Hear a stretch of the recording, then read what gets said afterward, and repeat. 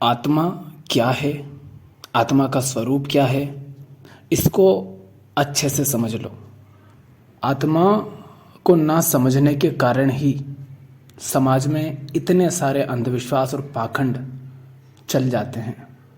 कभी आत्मा किसी के शरीर में घुस जाती है तो कभी आत्मा का वजन तोल लिया जाता है, कभी आत्मा किसी के हवेली में मिलती है तो कभी शमशान में दिख जाती है, कभी इमली के पेड़ पर दिख जाती है।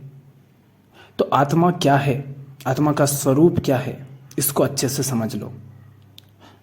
पहले अध्याय के 12वें सूत्र में अष्टावक्र कहते हैं, आत्मा साक्षी विभु पूर्ण एको मुक्तश्चिद क्रिय असंगो निस्पृह शांतो भ्रमात संसार वानिव। अर्थात आत्मा साक्षी, सर्वव्यापी, पूर्ण, एक, मुक्त, चेतन, असंग, इच्छा रहित एवं शांत है। आत्मा क्या है?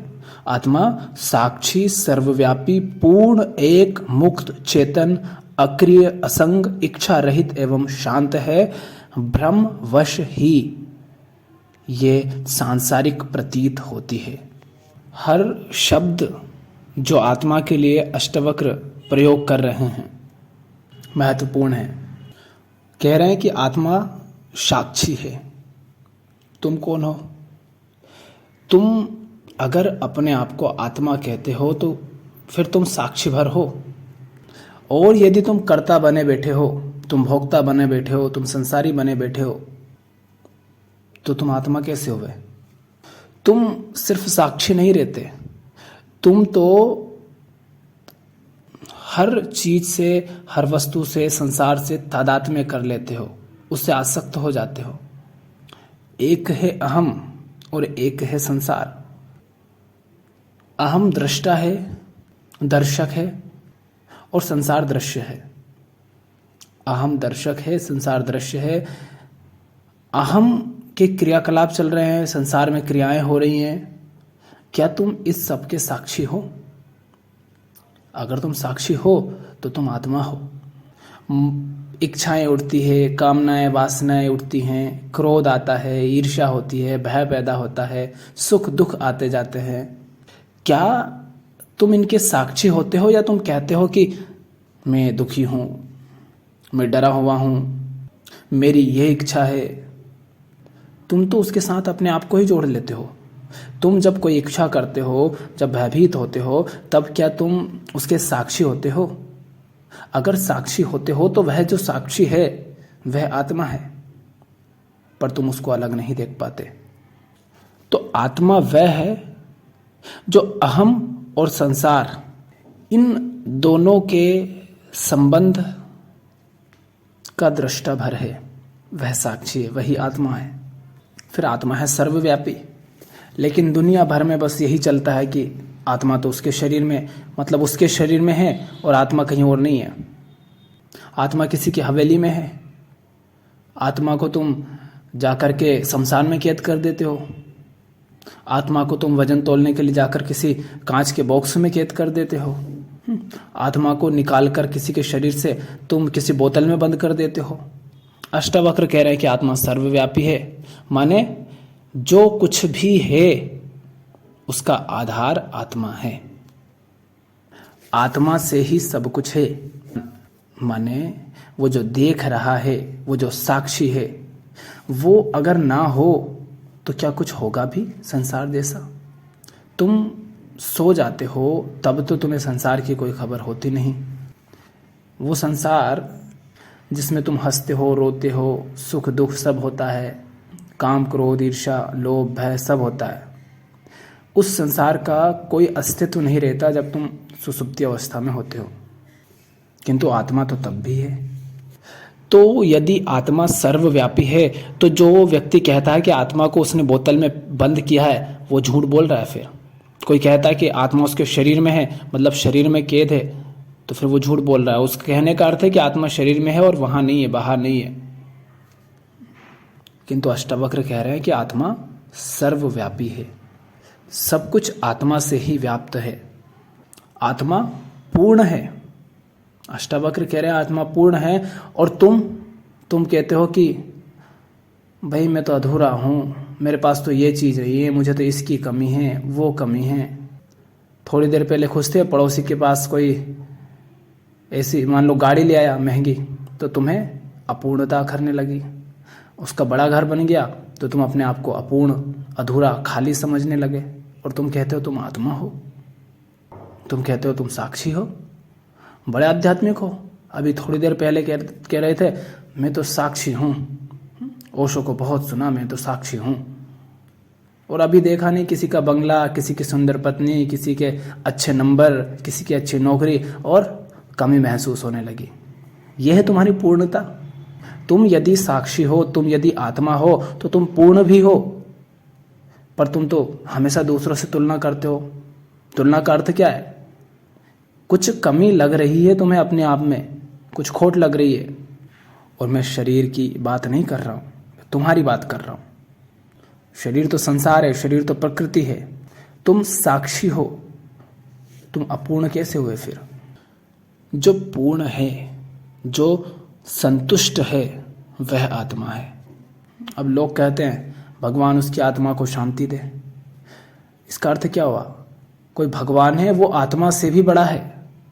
यहाँ कह रहे आत्मा सर्वव्यापी है, माने आत्मा के अतिरिक्त तो और कुछ है ही नहीं, तो उसको कौन शांति देगा?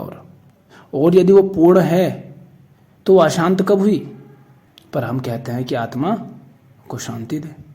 आत्मा को शांति नहीं चाहिए, आत्मा को कुछ नहीं चाहिए, लेकिन हमारी जिंदगी पूरी बटोरने में ही निकल जाती है। क्यों? क्योंकि हम साक्षी थोड़ी ना है, हम तो अहम होकर के जी रहे हैं।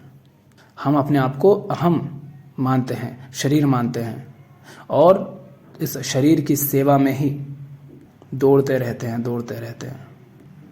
जो पूर्ण है, जो आत्मा है, जो सर्वव्यापी है, उसी के लिए फिर आगे कहा है कि वो एक है। वो एक है, आत्मा एक है। और हम क्या कहते हैं? भगवान उसकी आत्मा को शांति दे। मेरी आत्मा दुख गई। तुम्हारी अज्ञानी आत्मा कैसे आ गई? ऐसा कितनी आत्माएं हैं? हजारों करोड़ों आत्माएं हैं क्या? आत्मा तो मात्र एक है, और वही है सर्वव्यापी। आत्मा यदि अनंत है, असीम है, निराकार है, तो अनंत तो एक ही हो सकती है। अगर दो है तो सीमाएं आ जाएंगी कि यहां तक एक है, वहां तक दूसरी है। अष्टावक्र कह रहे हैं आत्मा एक है। ये जो तुम कहते हो कि मेरी आत्मा, उसकी आत्मा, ये आत्मा नहीं है, ये अहम है, अहंकार है, जो कहता है कि मेरी आत्मा। अहंकार ही आत्मा बन करके तुम में बैठा हुआ है, उसे तुम आत्मा समझते हो। भला लहरें भी क्या अलग अलग हो सकती हैं? लहरों के अंदर क्या आत्मा होती है? समुद्र है, समुद्र की लहरें हैं, क्या लहरों में आत्मा है? लहरें समुद्र ही है, समुद्र से अलग लहरों का अस्तित्व हो नहीं सकता। लहरों के बिना समुद्र हो सकता है, किंतु समुद्र के बिना लहरों का अस्तित्व नहीं हो सकता। तुम खुद लहर हो, और यदि तुम खुद लहर हो और तुम्हारा अस्तित्व समुद्र से अलग नहीं हो सकता, तो जितनी भी लहरें हैं वो तो सब समुद्र की ही लहरें हैं। तो फिर वो तुमसे अलग कैसे हुई? तो तुम सब जुड़े हुए हो आत्मा से ही, आत्मा ही आधार है, तो अलग कैसे हुए? इसीलिए आत्मा एक है, और अगर वो सर्वव्यापी है, माने जो है आत्मा ही है। आत्मा के अतिरिक्त तो और कुछ नहीं है। भेद खड़े किए हैं किसने? माया ने। जो अंत में उन्होंने कहा अष्टावक्र ने कि भ्रमवश ही सांसारिक प्रतीत होती है। आत्मा भ्रमवश ही, माया के कारण ही सांसारिक प्रतीत होती है, अन्यथा तो आत्मा एक है, सर्वव्यापी है। और लहर को यदि आत्मा को जानना है, लहर यदि आत्मा को जानने जाएगी, तो आत्मा लहर को तो समुद्र में गोता लगाना पड़ेगा। तुम कहते हो तुमने समुद्र देखा, तुमने आज तक समुद्र देखा ही नहीं। तुमने जब भी देखा लहरों को ही देखा है। जाना समुद्र पर, तुम समुद्र नहीं देखते हो, तुम सिर्फ लहर को देखते हो। लहरें ही तो देखते हो ना, ऊपर सारी लहरें हैं, लहरा रही हैं। समुद्र तो देखा ही नहीं। और अगर समुद्र को देखना है तो तुम्हें समुद्र की गहराई में जाना होगा। और लहर यदि समुद्र की गहराई में जाएगी तो क्या लहर बचेगी? नहीं। क्यों? क्योंकि लहर समुद्र से ही उठी थी और वो समुद्र की गहराई में चली गई, तो लहर बची ही नहीं, लहर ही समुद्र हो गई। तुम भी लहर ही हो। और ये जो दिख रहा है ये सिर्फ लहर है। संसार जो दिख रहा है ये सिर्फ लहर है। जब तुम गहराई में उतरोगे अपने अंदर, इन लहरों से परे जब होगे, तब पाओगे कि आत्मा सर्वव्यापी है, आत्मा एक है, कुछ भी अलग नहीं, कोई भेद नहीं। ये भेद लहर के कारण है। लहर का उठना ही द्वैत का होना है। तो कोई कहे कि आत्मा, उसकी आत्मा, इसकी आत्मा, फलाने की आत्मा, सब बकवास। किसी की आत्मा नहीं होती। आत्मा मात्र है, एकमात्र आत्मा है। तेरी मेरी जैसी कोई आत्मा नहीं होती। आत्मा मुक्त है। अब जरा अपने आप को देखो, क्या तुम मुक्त हो?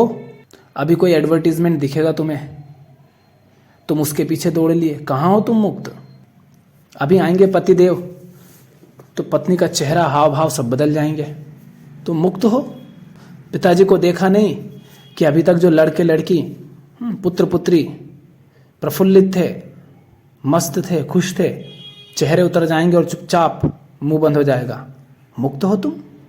बॉस को देखा नहीं कि भैया जी सुशब्द, शांत और आज्ञाकारी हो गए, तुम मुक्त हो? अभी कोई निकलेगा नेताजी और उसके सामने सर झुक जाएगा, तुम मुक्त हो? कोई अमीर आदमी देखा नहीं, उसके चरणों में लेट जाओगे और अपने आप को मुक्त कहते हो? आत्मा का स्वभाव तो ऐसा नहीं है। आत्मा का स्वरूप है मुक्त, वह जो मुक्त है। तुम आत्मा हो यदि तुम मुक्त हो, मुक्त नहीं तो तुम आत्मा भी नहीं।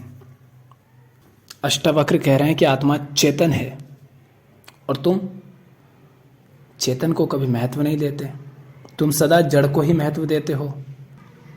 विवाह करते हो ना, क्या देखते हो उसमें?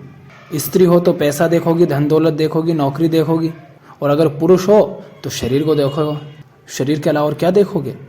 उसका बोध देखा, उसकी समझ देखी, उसकी अंडरस्टैंडिंग, उसकी इंटेलिजेंस, ये देखा, उसका ज्ञान, उसकी सजगता, उसकी कला, ये देखा आपने?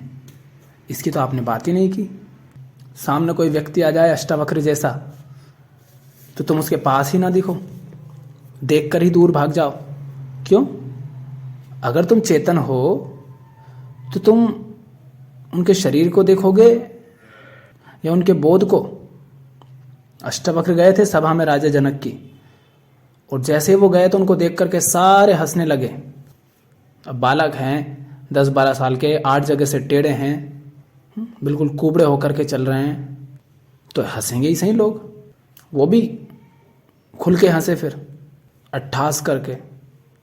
वो भी देख रहे हैं कि कैसे चर्मखोरों के बीच आत्मा की बात चल रही है, जिनकी नजरें अभी चर्म से आगे ही नहीं गई, वो आत्मा की बात करेंगे। उस आत्मा की जो मुक्त है, सर्वव्यापी है, पूर्ण है, निर्गुण है, निराकार है, जड़ पदार्थ पर ही ये अटके हुए हैं।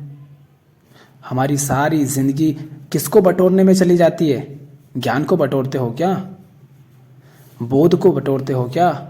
शांति को बटोरते हो क्या? ध्यान को बटोरते हो क्या? प्रेम को, करुणा को, इनको बटोरते हो क्या तुम सदा भोग विलास और वस्तुओं के पीछे दौड़ते रहते हो। आज संसार की जो दुर्दशा है, क्लाइमेट चेंज है, मांसाहारी, ये सब क्या है? ये हमारे भौतिकवाद का ही तो परिणाम है ना। प्रेम तो तुम्हें आता नहीं। अगर प्रेम, ये भारत देश जो अहिंसा का देश कहलाता है, बुद्ध महावीर का देश कहलाता है, जहां अहिंसा के बड़े बड़े नारे लगाए जाते हैं, वहां जैसा उसको कहा जाता है उसकी तुलना में अगर देखें तो यहाँ से ज़्यादा हिंसा कहीं होती नहीं बेचारे निर्दोष जीव जंतुओं पर। जहाँ गाय को माता कहा जाता है, वो देश दुनिया के टॉप मीट निर्यात देशों में है। लाखों गाय भैंसे मुर्गा बकरा सब कटते हैं यहाँ, लाखों करोड़ों की संख्या में हर दिन। कहाँ है प्रेम, कहाँ है शांति, कहाँ है आनंद, कहाँ है करुणा? और तुम कहते हो तुम आत्मा हो, तुम चेतन हो। चेतन को महत्व कब दिया तुमने? घर गाड़ी बंगला पैसा भोग, इनके अलावा और क्या चाहा तुमने? फिर कैसे कह पाओगे तुम आत्मा हो? आत्मा अक्रिय है। अक्रिय माने वह जो सारी क्रियाओं का आधार है। जैसे गाड़ी का चाक घूमता है ना, लेकिन वो जो कीला होता है वो नहीं घूमता। कीला स्थिर है, अक्रिय है, किंतु चाक घूम रहा है। चाक संसार है। ये संसार चाक है, लेकिन चाक का आधार क्या है? कीला। चाक का आधार है कीला। इस सक्रिय संसार का आधार है वह अक्रिय आत्मा। आत्मा अक्रिय है, आत्मा आधार है। किंतु अगर वो कीला ना हो तो क्या चाक घूम पाएगा? नहीं। अगर वो अक्रिय ना हो तो यह सक्रिय संसार भी नहीं होगा। अगर समुद्र ना हो तो लहरें भी नहीं होंगी। देखो ना, हमने कहा था शुरू में आत्मा साक्षी है। कितनी क्रियाएं घटी बचपन से लेकर आज तक, किंतु वह जो होना था तुम्हारा, तुम भी कहते हो मैं वही हूं जो बचपन में था। तुम तब भी थे, तुम आज भी हो, किंतु शरीर को देखो कहां से कहां तक आ गया। कितने बदलाव इसमें हुए, हजारों लाखों अरबों खरबों बदलाव हो गए इस शरीर में। बचपन से लेकर आज तक हर क्षण बदल रहा है, किंतु तुम्हारा होना अभी भी बना हुआ है। बचपन निकला, फिर युवा हुए, फिर थोड़े और बड़े हुए, 20 साल, फिर 25, फिर 30, फिर 35, 40, 50, 60, 70, 80। शरीर जैसे बहता जा रहा हो, जैसे नदी बह रही हो और तुम नदी के किनारे बैठे देख रहे हो। तुम तब भी थे, तुम्हारा होना तब भी था, तुम्हारा होना आज भी है, तुम्हारा होना रहेगा अगर तुमने उसे जाना तो। और उस होने में ये सारे बदलाव संसार के रूप में दिखाई दे रहे हैं। वो होना आधार है, वो अक्रिय है, वो साक्षी है, वो इन सब से निर्लिप्त है, अनासक्त है। कृष्ण यही तो कहते हैं कि अर्जुन ये मत सोच कि तू आज से पहले नहीं था। तू भी था, मैं भी था, ये राजा लोग भी थे और आगे भी रहेंगे। ये सारे बदलाव लहरों के हैं, ऊपर ऊपर हैं। आकृतियां बदल रही हैं, रूप बदल रहे हैं, किंतु जो मूल तत्व है, जो इन सब का आधार है, वह तो वैसा का वैसा ही है। वह तो न जन्मा है न मरेगा। तो कोई कहे कि आत्मा दौड़ती है, कोई कहे कि आत्मा यहाँ से जाकर एक शरीर से दूसरे शरीर में जाती है, तो उसे मूर्ख समझना। आत्मा अक्रिय है, आत्मा कुछ नहीं करती। कोई कहे आत्मा ने ऐसा कर दिया, वैसा कर दिया, आत्मा ने उसको बीमार कर दिया, उसको लंगड़ा कर दिया, सब बकवास। आत्मा कुछ नहीं करती, किंतु सारा होना, सारी क्रियाएं ये उसी के कारण है। उसके इन सब क्रियाओं के आधार में वह अक्रिय है। आत्मा असंग है। और तुम देखो अपने आप को, तुम तो कहते हो अरे वो लड़की नहीं मिली तो मेरा क्या होगा, वो लड़के से जुदा हो गए तो मर ही जाएंगे। तुम किसी के साथ के बिना जी नहीं सकते। कोई वस्तु छिन जाए, टूट जाए, मिट जाए तो तुम कहते हो कि अब मेरा क्या होगा। तुम आत्मा हो। आत्मा तो असंग है, उसे किसी का साथ नहीं चाहिए।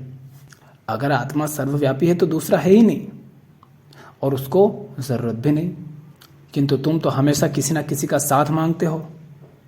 तुम्हें तो अकेलापन इतना डराता है जैसे कि खा जाएगा। फिर तुम आत्मा कैसे हुए? तुम तो कहते हो अरे शादी नहीं करी तो रहेंगे कैसे, कोई ना कोई तो चाहिए ना, टाइम पास के लिए, साथ के लिए, बात करने के लिए कुछ तो चाहिए। नहीं, आत्मा को कुछ नहीं चाहिए। आत्मा असंग है। तुम कहते हो अरे कुछ काम करना है पर कोई साथ होता तो अच्छा रहता। अकेले कर नहीं पाएंगे, अकेले शुरुआत भी नहीं कर पाएंगे। और तुम कहते हो मैं आध्यात्मिक हूँ। क्या आध्यात्मिक हो तुम? आध्यात्मिक सिर्फ वो है जो आत्मस्थ हो गया, और तुम दूसरों के संग साथ में ही पड़े हुए हो, तो याद रखना आत्मा किसी का संग नहीं करती। आत्मा इच्छा रहित है। और अपने आप को देखो, तुम्हारी तो इच्छाएं ही खत्म नहीं होती, तुम्हारी तो कामनाएं खत्म नहीं होती। एक इच्छा की पूर्ति होती नहीं है कि दूसरी पैदा हो जाती है, और पूरी जिंदगी उन इच्छाओं की पूर्ति करते करते करते करते खत्म हो जाती है। और तुम बड़े आध्यात्मिक थे, देखो आध्यात्मिक लोगों को, उनकी इच्छाएं, मैं ये नहीं कह रहा हूं कि आध्यात्मिक व्यक्ति कुछ नहीं करता है, वो करता है, फिर वो निष्काम होता है। इच्छा रहित हो जाने का अर्थ ये नहीं कि कर्म नहीं होगा, कर्म होगा, किंतु वो मैं के लिए नहीं होगा। क्या तुम हो इच्छा रहित? क्या इच्छा रहित होने का अर्थ है जो हूं, जैसा हूं, जहां हूं, संतुष्ट हूं। संतुष्टि का नाम इच्छा रहित होना है। पूर्ण हूं, कोई कमी नहीं मुझ में, कोई इच्छा नहीं बची अब, तृप्त हूं, तो आत्मा हो। पर तुम हमेशा अपूर्ण, अतृप्त, इच्छाओं के पीछे दौड़ते, तुम कैसे आत्मा हो गए? ये बात अष्टावक्र कह रहे हैं जनक से। और जनक से उन्होंने कहा तू साक्षी है, और साक्षी आत्मा है। आत्मा पूर्ण है, आत्मा एक है, मुक्त है, चेतन है, असंग है, अक्रिय है, इच्छा रहित है और शांत है। माने जनक तू आत्मा है, तू शांत है। पर अगर जनक शांत नहीं है, जनक अगर इच्छा रहित नहीं है, तो आत्मा कैसे हुए? वो हैं आत्मा ही, किंतु अपने इस स्वरूप को वो देख नहीं पा रहे हैं।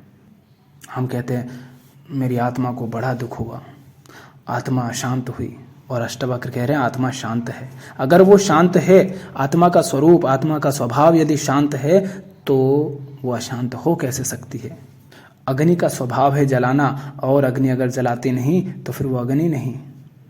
जल का स्वभाव है प्यास का बुझाना, पर अगर वो प्यास नहीं बुझाती तो वो जल नहीं। तो आत्मा शांत है, और यदि आत्मा शांत हो जाती है तो फिर वो आत्मा है ही नहीं। तो जब भी कोई कहे कि मेरी आत्मा को बड़ा दुख हुआ, उसको देना एक लॉलीपॉप, भैया इसको चूस ताकि मुंह बंद रहे तेरा, आत्मा के नाम पर बकवास ना कर। तो अष्टावक्र ये कह रहे हैं आत्मा का स्वरूप। क्या तुम हो? तुम यदि साक्षी हो, इच्छा रहित हो, शांत हो, असंग हो, मुक्त हो, संतुष्ट हो, पूर्ण हो, एक हो, माने भेदों से परे हो, तो तुम आत्मा हो तुम आत्मा ही। और अगर तुम ऐसे नहीं हो तो इसको जानो, इसको उतरने दो अपने अंदर। यही तुम्हारा स्वभाव है। तुमसे ना कुछ कम हो सकता है, ना कुछ तुम्हें जोड़ा जा सकता है, ना तुम्हें कोई कमी है, ना तुम्हें कोई कमी हो सकती है, क्योंकि तुम पूर्ण हो। तुम्हें कोई अशांत नहीं कर सकता। जो अशांत हो जाए वो तुम हो नहीं। तुम उस अशांति के साक्षी हो, पर तुम अशांति नहीं हो। तुम तो सदा शांत हो। वो इच्छाएं तुम्हारी नहीं है, क्योंकि तुम इच्छा रहित हो। जो पूर्ण है वो इच्छा कैसे करेगा? जिसमें कोई कमी नहीं, उसको क्या चाहिए? और अष्टावक्र कहते हैं कि भ्रमवश ही ये सांसारिक प्रतीत होती है। आत्मा भ्रमवश ही सांसारिक प्रतीत होती है। माने ये जो सांसारिक दिख रहे हैं ये सब लहरें हैं। ये लहरें जब शांत हो जाती है तब समुद्र मात्र रहता है। सांसारिक और आत्मा के बीच ये आत्मज्ञान का अभाव ही है। स्वयं को ना जानना ही है, आत्मा को ना जानना ही इस संसार का होना है। संसार क्या है? गति, भागदौड़। सारी गतियां, चाहे वो मन की हो या तन की, वही तो संसार है। ये गति रुक जाए तो कहाँ है संसार? तो अपने स्वरूप को जानो, वही आत्मा है।